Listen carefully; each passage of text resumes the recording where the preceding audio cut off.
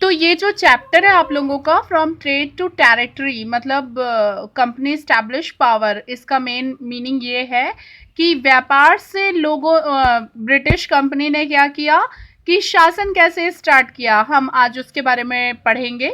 और the company establish the power, फिर company ने अपने पावर को कैसे जमाया। तो यहाँ पे एक पिक्चर आप लोग देख सकते हो कि फर्स्ट वाली पिक्चर में जो ब्रिटिशर्स हैं वो लोग क्या कर रहे हैं। ब्रिटिशर्स परमिशन लेने आए थे स्टार्टिंग में इंडिया में, लेकिन बाद में क्या हुआ कि ब्रिटिशर्स ही यहाँ के शासक बन गए। तो और ये बाकी के जो मुगल्स हैं इन लोगों ने अपने इन सबको अपने अधीन ले लिया। तो आज हम लोग इस चैप्टर में यही रीड करने वाले हैं कि आखिर ऐसा क्यों हुआ और क्या रीजंस थे जिनके पीछे ये सब हुआ। तो हम लोग आज इसी के बारे में इस स्टडी करेंगे। So let's begin our chapter. पहला जो नाम आता है वो था औरंगजेब का। औरंगजेब वॉज द लास्ट, मतलब इनको बहुत ही पावरफुल और लास्ट मुगल रूलर माना जाता था जिन्होंने इस्टेब्लिश किया था अपने बहुत बड़े पार्ट को इंडिया में। क्योंकि 1707 में जब इनकी डेथ हुई तो उस डेथ के बाद क्या हुआ कि कोई भी दूसरा मुगल शासक या मुगल वंशज नहीं बचा था जो कि उनके उसको मतलब उनके शासन को कंटिन्यू कर पाता। तो इसीलिए इनको क्या बोला जाता है, the most powerful Mughal ruler बोला जाता है। ठीक है, फिर इसमें क्या हुआ था कि जब मुगल गवर्नर्स थे जिनको हम सूबेदार बोलते थे और जमींदार जिन्होंने अपना स्मॉल किंगडम्स एस्टैब्लिश किया, ये रिजल्ट किसका हुआ कि एक इफेक्टिव सेंटर बन गया था डिटोरिटेशन का। मतलब ये लोग डिटोरिटेशन के लिए दिल्ली में ही डिपेंड करते थे, तो मतलब ये एक इफेक्टिव सेंटर बन गया था। इन लोग क्या करते थे, छोटे छोटे स्मॉल किंगडम्स में अपना आधिपत्य मतलब या अधिकार बना के रखते थे। तो इसके कारण एक लेकिन सबका जो सेंट्रल ऑफ पावर था वो कहाँ पे एस्टेब्लिशमेंट था, दिल्ली में था। ठीक है, नाउ लेकिन जब क्या हुआ कि ये लोगों ने छोटे छोटे स्मॉल किंगडम्स में अपने आप को डिवाइड कर लिया, तो इस धीरे धीरे इससे क्या हुआ कि दिल्ली का जो इफेक्टिव सेंटर था वो क्या हो गया, धीरे धीरे उसका जो वो होने लग गया, पतन होने लग गया। डिटोरियोरेशन का मतलब क्या होता है कि वो धीरे धीरे जो दिल्ली सल्तनत थी वो खत्म होने लग गई। तो इस टाइम पे ईस्ट इंडिया कंपनी, मतलब ये जो चीजें इंडिया में हो रही थी उसी टाइम पे ब्रिटिश में क्या हो रहा था कि उसी टाइम एक 1600 में एक कंपनी को स्टैब्लिश किया गया जिसका नाम ईस्ट इंडिया कंपनी था। और इसका मेन एम क्या था कि ये लोग क्या करते थे, एक चार्टर बनाए थे जिसमें एक रिटर्न परमिशन ली गई थी क्वीन एलिजाबेथ वन से। और उन्होंने परमिशन किसकी दी थी कि वो ईस्ट साइड में जाके अपनी कंट्री के, ब्रिटिश की ईस्ट साइड में जाके, मतलब ईस्ट इंडिया के ईस्ट साइड में जाके वो लोग क्या करेंगे, बिजनेस करेंगे। अब क्या था मेन कि इंडिया का जो स्पाइस था, सिल्क था, कॉटन था, इन सब की जो डिमांड्स थी वो फॉरेन कंट्रीज में बहुत ज्यादा थी। तो इसी के ये बहुत ही सस्ते दामों में यहाँ पे अवेलेबल हो जाती थी। तो यही चीजों को ये लोग क्या करते थे कि यहां से ले जाके अपने कंट्रीज में सोल्ड करते थे। तो ईस्ट इंडिया कंपनी, तो इन्होंने क्या किया कि इसका मेन मोटिव यही था। तो इन लोगों ने क्या किया कि इसी को कंटिन्यू किया और उसके अकॉर्डिंग क्या किए कि ये लोग उसी टाइम पे अपने बिजनेस को डेवलप करने के लिए इंडिया में आ गए। The enabled the company to trade fearlessly in the east without any competitor from England. But was it easy to East India Company to trade in India? ये बहुत ही पहले तो इन लोगों ने सोचा था कि बहुत ही फेयरलेसली, मतलब हम लोग बिना भय के, कोई कंपटीशन नहीं होगा वहां पे, हमारा कोई कॉम्पिटिटर नहीं होगा। तो ये लोग बहुत ही इजी सोचे थे कि इंडिया में अपना बिजनेस स्टार्ट कर लेंगे। पर क्या ये हो पाया? तो हम लोग इसको आगे रीड करते हैं कि हाँ, नहीं, ये नहीं हो पाया। उसका रीजन क्या था कि 1498 में जो पुर्तगीज जो थे वो ऑलरेडी कालीकट और डच में आ चुके थे।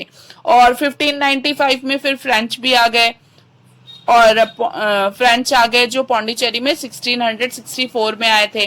तो डच लोग यहाँ पे आ गए थे 1498 में। क्या हुआ था, वास्को डिगामा जो थे, वास्को डिगामा ने एक रूट सर्च किया था, सी रूट सर्च किया था, जिसके कारण ये क्या हुआ था कि ये इजिली पुर्तगीज से ये लोग आ जा सकते थे।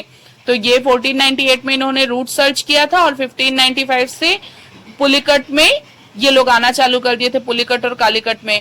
वैसे ही जो फ्रेंच लोग थे वो 1664 में कहाँ आना चालू कर दिए थे, पौंडीचेरी में आना स्टार्ट कर दिए थे। तो इन सब रीजन से क्या हुआ कि ऑलरेडी जो ब्रिटिशर्स थे उनके ऑलरेडी यहाँ पे कॉम्पिटिटर थे, जो कि कौन थे, फ्रेंच लोग थे और पुर्तगीज थे। तो ये मतलब दो लोग ऑलरेडी हमारे इंडिया के साउथ साइड में थे। जो ब्रिटिशर्स लोग आए वो लोग ईस्ट साइड से आए थे ना, और जो पुर्तगीज और डच लोग आए थे, फ्रेंच लोग आए थे, सॉरी, हाँ, डच और पुर्तगीज और फ्रेंच, ये तीनों लोग जो आए थे वो लोग किस साइड से आ रहे थे हमारे इंडिया में, साउथ साइड से आ रहे थे। ठीक है, तो ये लोग क्या कर रहे थे, इनका भी मेन मोटिव यही था कि इनको भी बिजनेस ही करना था। ये लोग भी यहाँ से सामान को परचेस कर रहे थे और परचेस करके अपने यहाँ पे ले जाके सोल्ड कर रहे थे। तो इनका मेन रीजन यही था कि इनको किसी भी हालत से बस अपने बिजनेस को डेवलप करना था। इनका मोटिव कोई भी शासन का उस टाइम पे इंडिया में नहीं था। तो उस टाइम पे फिर ईस्ट इंडिया कंपनी ने क्या किया, उस टाइम पे फिर उन्होंने क्या किया कि save guard their interest, each and every trading company entered into trade war. They started sinking ships of their rivals, blocked routes and fortified their trading post. मतलब ये लोग फिर क्या करने लग गए कि एक सेफ गार्ड बनाने लग गए। सेफ गार्ड कैसे बनने लग गया था कि यहाँ पे लोगों अब दूसरे लोग जो रहते थे, जो दूसरे अराइवल्स रहते थे, उन लोगों को क्या किया जाता था कि इंडिया के अंदर एंटर करने नहीं दिया जा रहा था। और ट्रेड वॉर एक तरीके से बोला जाए तो ये एक ट्रेड वॉर हो गई थी, जिसमें वो लोग क्या करते थे, शिप्स को डुबवा देते थे या फिर जो उनके राइवल्स रहते थे उनको, उनके रास्तों को ब्लॉक कर देते थे और उनकी ट्रेडिंग की पोस्ट को क्या करते थे कि फोर्टिफाइड कर देते थे, मतलब कब्जा कर लेते थे, मतलब कुछ भी करके दूसरे लोग, ये लोग क्या कर रहे थे, फ्रेंच थे, डच थे, पुर्तगीज थे, ये लोग सब मिलके एक दूसरे को क्या कर रहे थे, किसी भी हालत से बढ़ने नहीं देना था इन लोगों को। तो ये लोग एक तरीके से ट्रेड वॉर में आ गए थे कि मतलब कुछ भी हो जाए हमको इनको सक्सेसफुल नहीं होने देना है।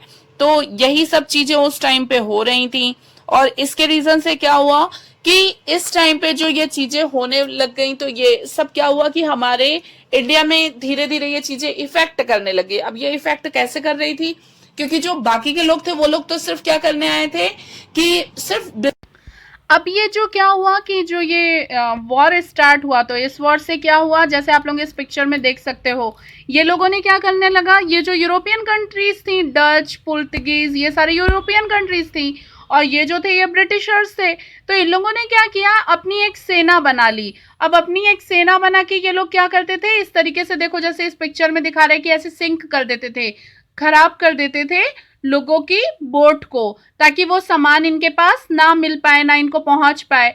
तो ये सारी चीजें उस टाइम पे होनी स्टार्ट हो गई।